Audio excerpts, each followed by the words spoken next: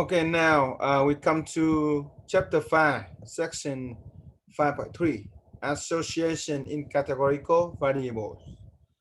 We're going to find conditional probabilities in here. We're going to determine if the events are dependent or independent.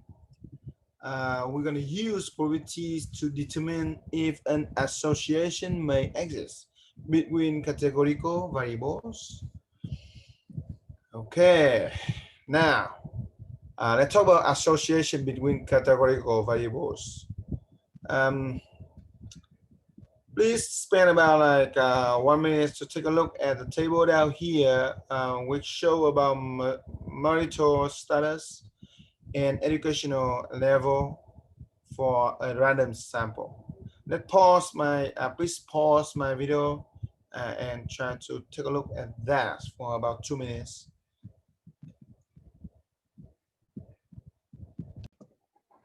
Okay, now after take a look at the table, you should understand that the first column here is talking about the education level. Second one about people who are single, and next one is married, divorced, widower, and then the last one is total. So let's talk about the question. Is there any association between marital status and educational level? Or in the other word, are the proportion of married people different for various levels of education? For example, a college educated more or less likely to be married than high school educated. So let's move to the next slide. So conditional probabilities were where we focus on just one group and imagine taking a random sample from that group. That's alone are called conditional probabilities. So let's see an example here. For example, a probability of a person is married given that the person is college educated. So this is a probability, a conditional probability.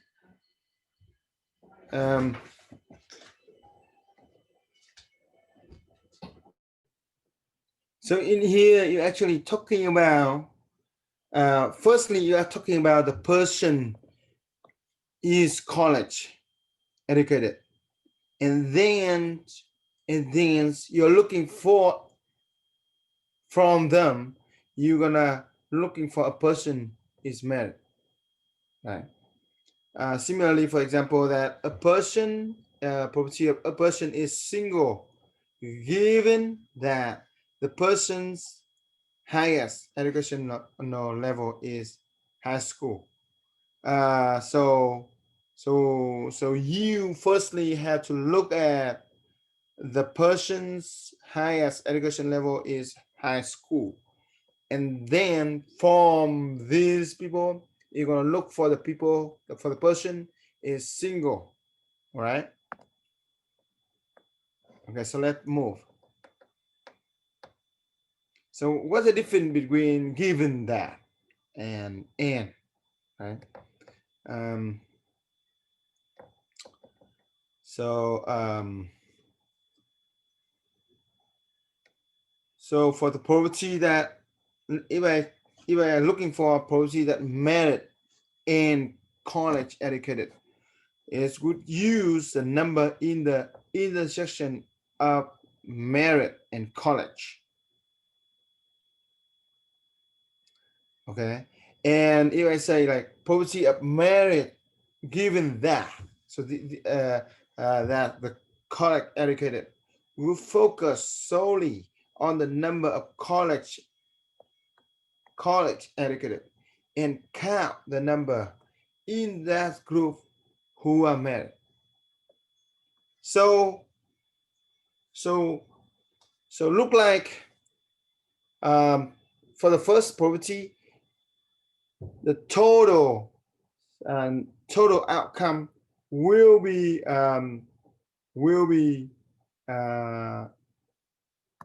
addition up to this big circle here. For the property of method, given that they are college educated, then you are just the total outcome just gonna be for the college educated. Okay, but the one that we're looking for, for the number of the event we're looking for, look like it should be the same with the merit that also in the college over here. But the difference is only the total outcome, total number outcome of everything. Okay, so let's move. So for example here, poverty of merit and college educated. So we have merit and college educated. We have merit here. College educated gonna be over here. So then the common number gonna be 98, which is college and merit. So then 98 is the total number outcome. No, sorry, the number outcome of merit and college educated. And for the total outcome at the bottom, going to be 665. So 98 divided by 65 going to be 0.147 or 14.7%.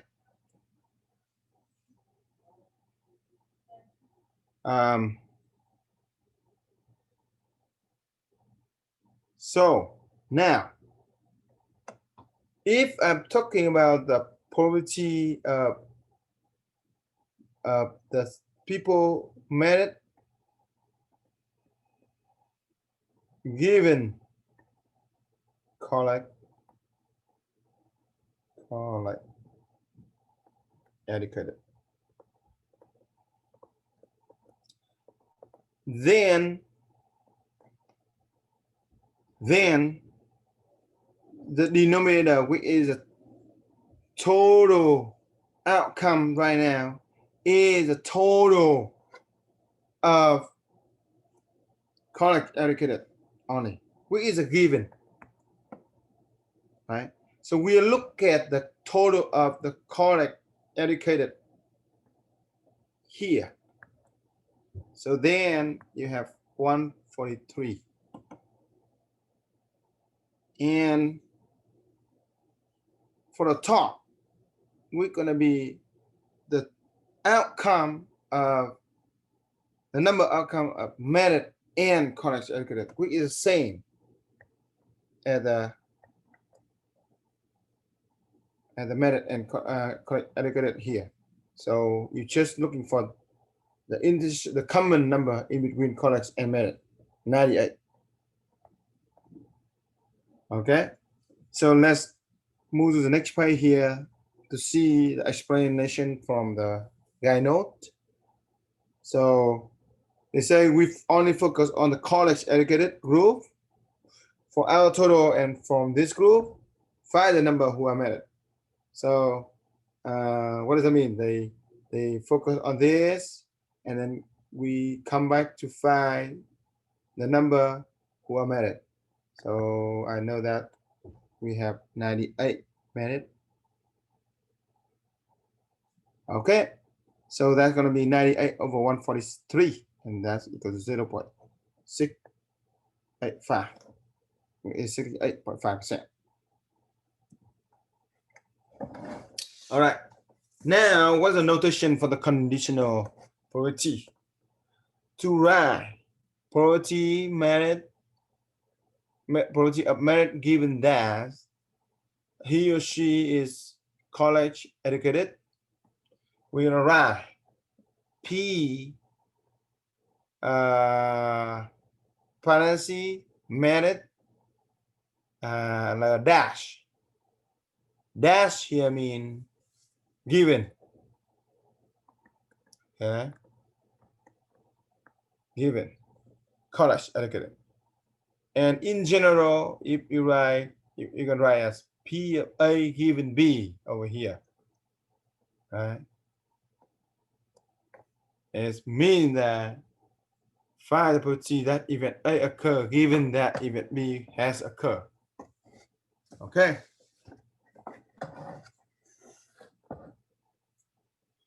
So there is a formula for calculating the conditional probabilities.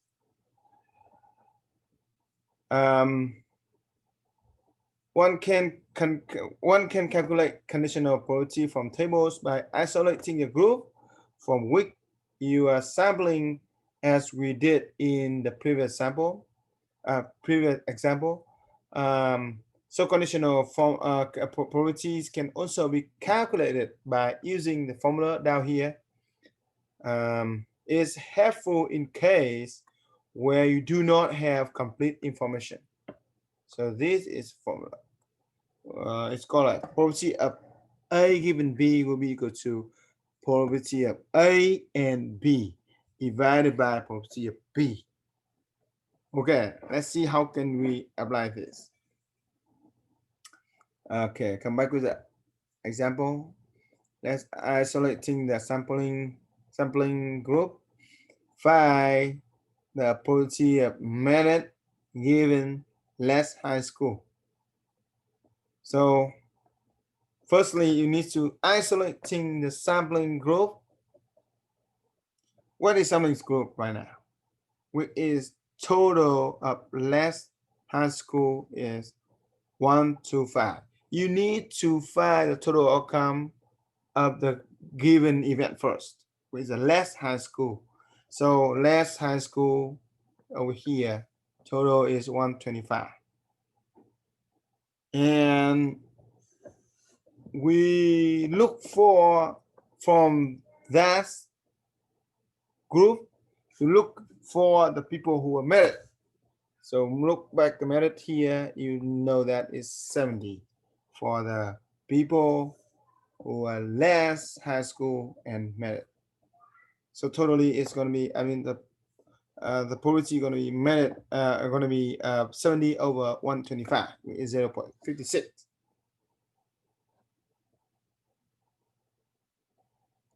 Okay, so let's move to the next one.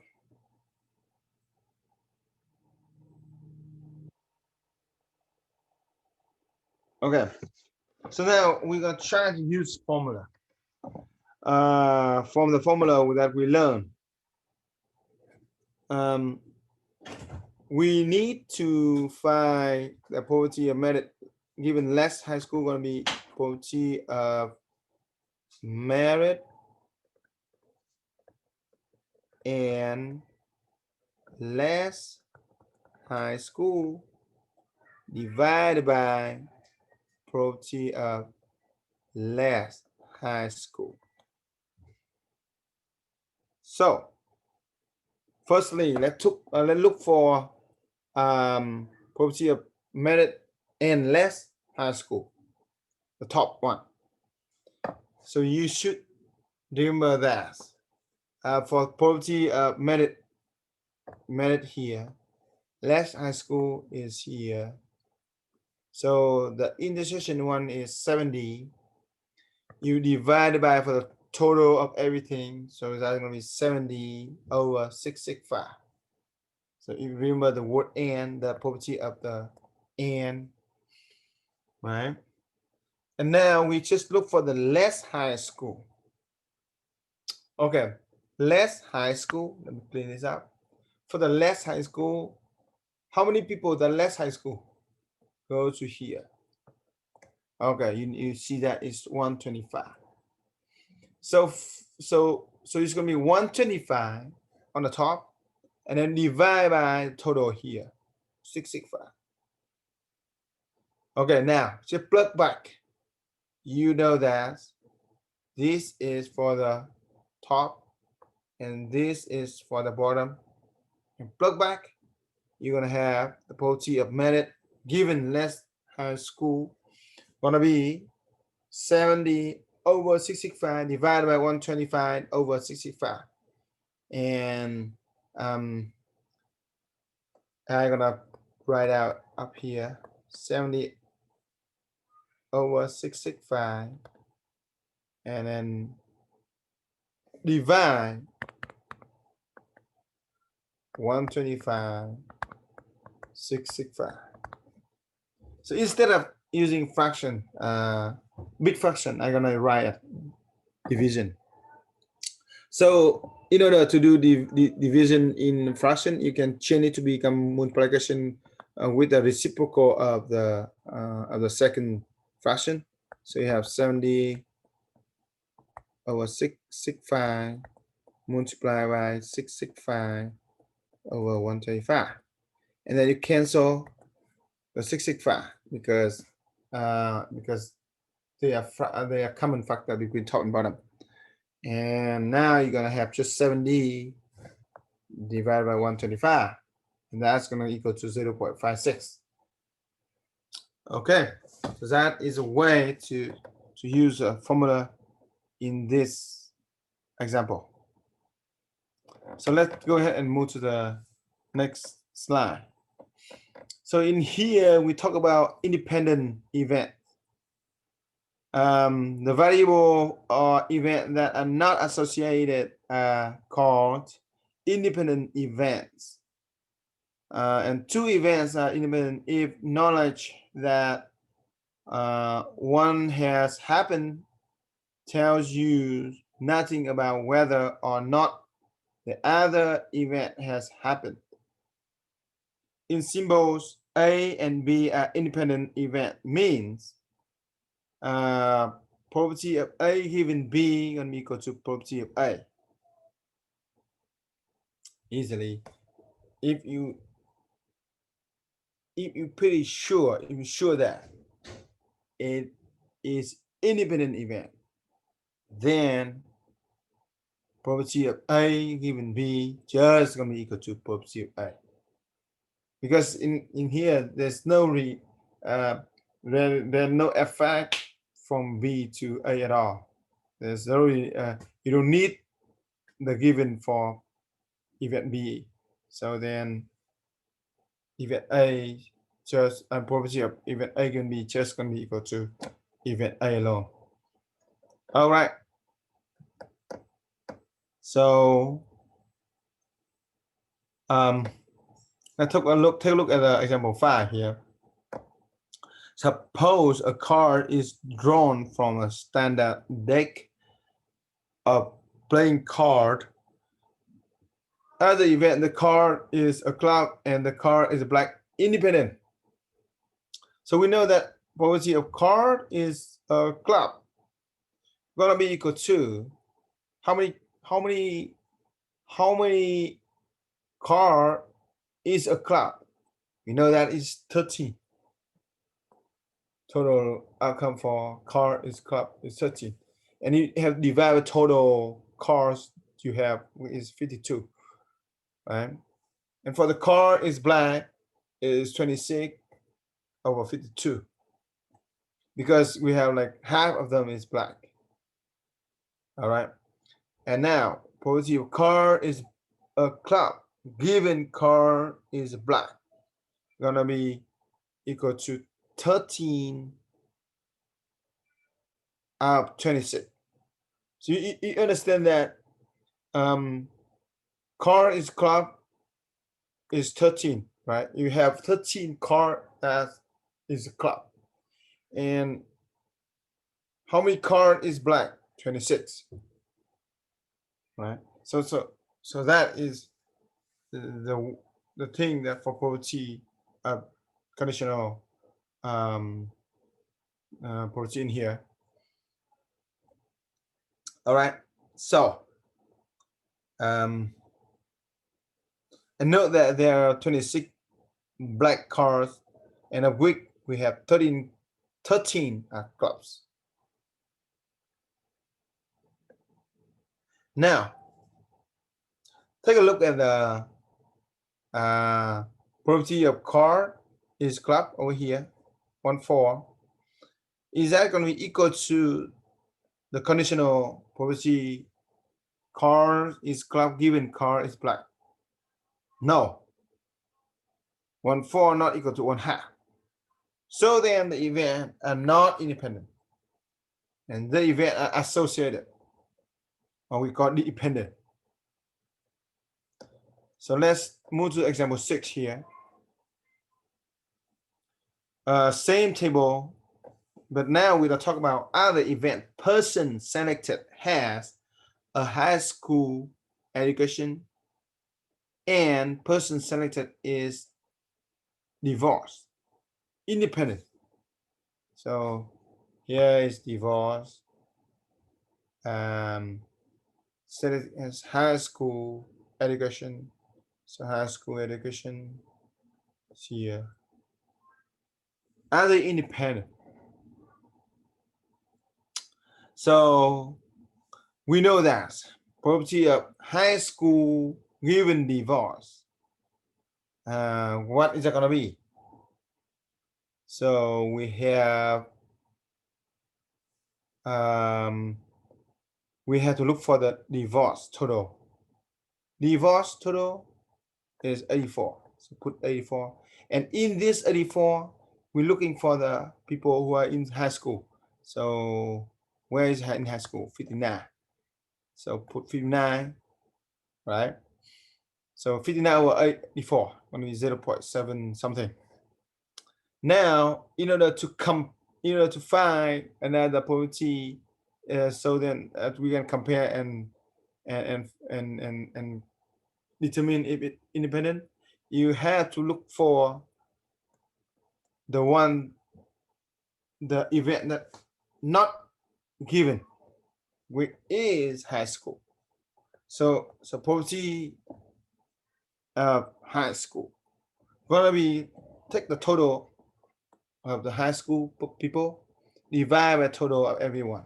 So 397 divided by 665 which equal to 0.597. So they are not equal to each other. So again, this is not independent and they are associated.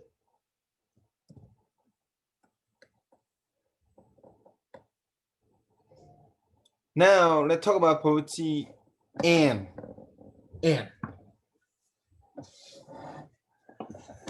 So we're gonna learn about the multiplication rule. And for independent events, remember that just for independent event, okay? If not independent event, you cannot use this formula. Okay. So the formula for the independent event, I'm gonna say special case for multiplication rule. You're gonna use this formula. Probability of A and B gonna be equal to probability of A multiplied with probability of B.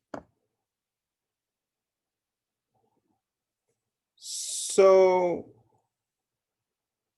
let me see if they have they don't have. Okay, so then what is general form? General formula. General formula for the case that's not independent or even independent. You can use this probability of A and B will be equal to probability of A multiplied with probability of B given A. Or you can write as probability of B multiplied with probability of A given B. So that is why for general formula. Okay. So if you are not sure if they are independent event, then you must use general formula. If you're sure they are independent event, then you can apply the special case here. Okay. Example number 7. For genders of babies. Suppose 49% of babies born in US are girls. A couple has 2 children. Find probability both are girl. Okay, sorry. Oops. So you should um, understand that we want to have probability that's the first one is girl, and then the second one also is girl. Right? I remember that we did this in one example in the previous section, and and it should be one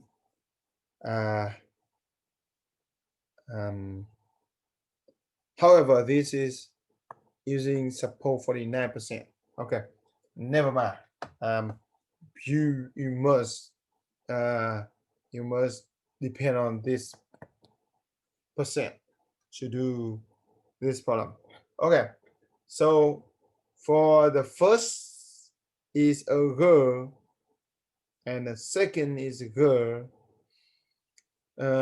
we can use formula as probability of the first is a girl and probability of second is a girl. So then the first one is a girl going to be 49%. And the second one also going to be 49%. This obviously is an independent event because the first one will not affect the second one at all. Right? So then you're just going to multiply to this case, to this event, probability, to get the answer for probability both are girl going to be 0.24. Now, we're going to find the first is a boy and the second is a girl. So first is boy, second is a girl. So again, these two events will still independent because the first is a boy. What is the percent to get a boy? You should understand that probability for a boy will be 1 minus 0.49 because it is complement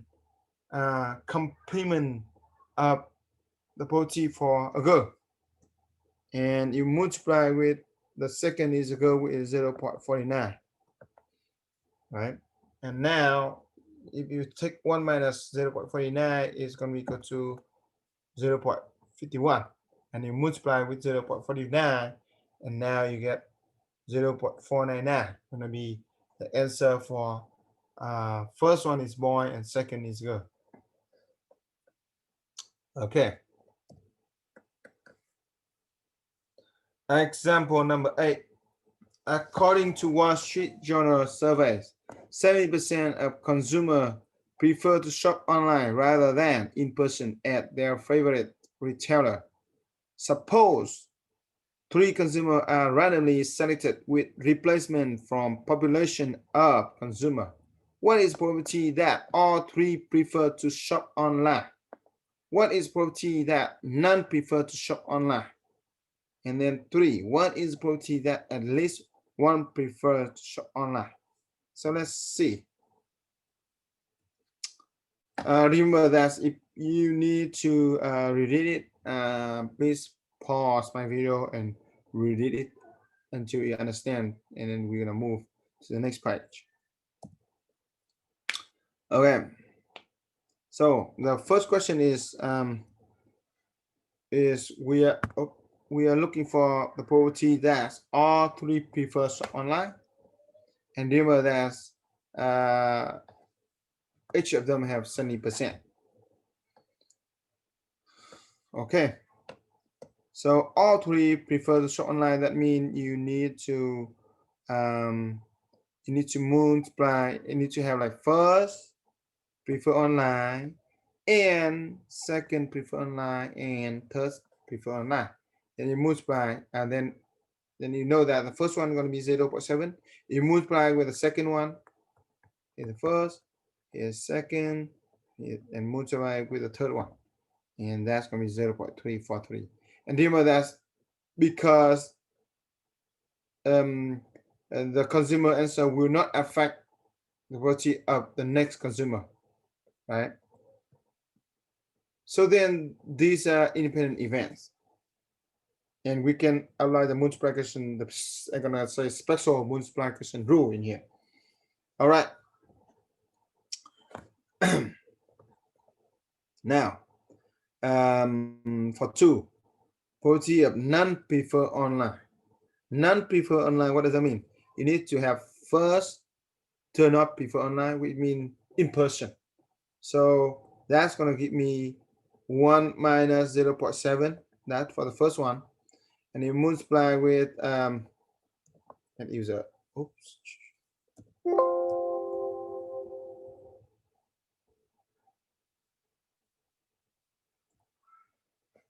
Use the other, okay, there's multiplication here. And then the second does not prefer online again. So that's mean 1 minus 0.7 again. And then the last one, multiply with 1 minus 0.7.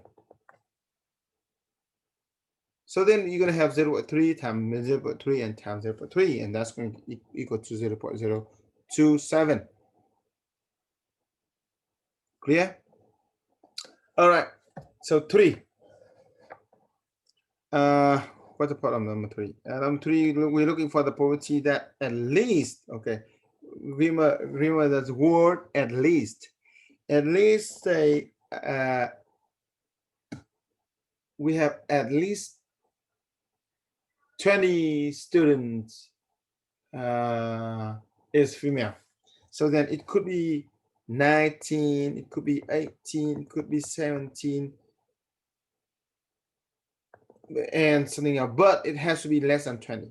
So that means it should be less than 20. Something like that. So at least mean less than, right?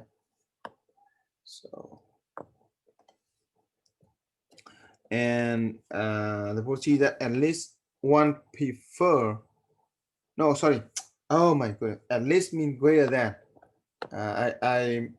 I mess up with at most. So at least is greater than, because if I say at least 20, that means could be 21, 22, and so on. So that means it has to be greater than 20. Okay. So at least one prefer to shop online. That means it's more than one prefer to shop online. More than or equal to one. It includes equal. Sorry. So include. All right. Let's move to the last slide. Suppose you have at least one prefer online. That means what? You need to have one prefer online, or two prefer online, or three prefer online.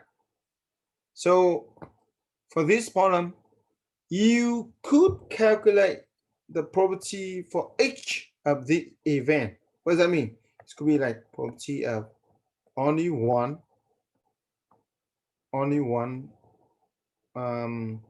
online, and then it plus with, because this all mean you need to use the additional rule, and add with probability of 2 online, and then you need to add probability of 3 online, something like that.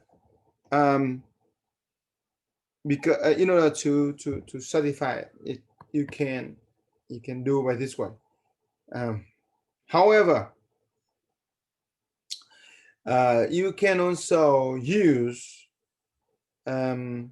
you can also use complement, which is easier way, because uh, um, because the complement of at least one preferred online is the none is certified, right? So so then we can using one minus for policy of none prefer online, or you according to the previous problem, none prefer online, you take one minus for 0.027, which is 0.973. Okay, so that should be this problem solution. And I'm gonna stop for this session 5.3, and I will see you in 5.4.